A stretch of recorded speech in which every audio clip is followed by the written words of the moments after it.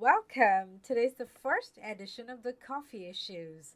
I'm your host Jay, and today we bring you news about scientific fake news. When Galileo invented the telescope, he never could have imagined his invention reaching a far wider gaze as it has done today. It has the power to manipulate incoming light through a reflecting or a refracting lens.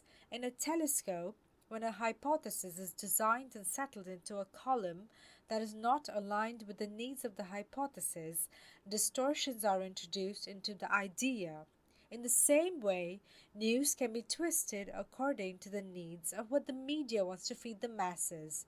Thus, it is of vital importance that scientific truths do not get enmeshed in the unethical practices of journalism, and that every piece of factual information gets vetted before publication to ensure that the proper and right information is given out.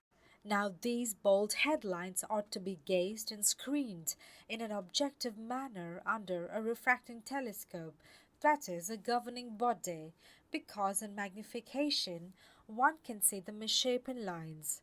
Fake news not only exists in the political arena, but it is quite common in the scientific space as well. With misleading articles and half truths about how climate change is not real, this kind of journalism needs to be curbed and nipped in the bud, as people believe that climate change is not real but is used as a disguised head under the governing bodies for further taxation. Therefore, news agencies must employ people with right ethical standards and right agencies for mutual collaboration, thereby ensuring the veracity of the stories, as these half truths have caused national headlines when these issues at hand are occurring right in their very backyard. Half truths are undeserving in nature as it helps the hypothesis to gain currency amongst the gullible. This also becomes an enabler for scientists with zero credibility to bank on. Is it true that half truths make great national headlines? Well, not nearly impossible, as we see it being done time and time again.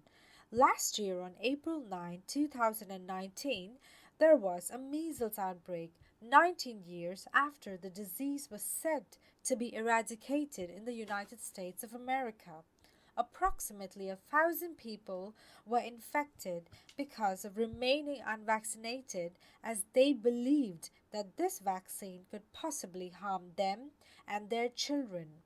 This was due to the fake news that was circulating on different social media platforms and the traditional press doling out misinformation about vaccination. While it is true that some vaccines have proven to be ineffective, it is also widely accepted that vaccines are the life breathing medicines for babies and adolescent children, acting as a safeguard. Therefore, it is the need of the hour that ethical practices of journalism must take precedence before the narrative is being sent out, as it has the ability to agitate people of different beliefs, genders, and so on. After all, we still believe in the idea that the press are the gatekeepers of authentic information. Thank you so much for listening.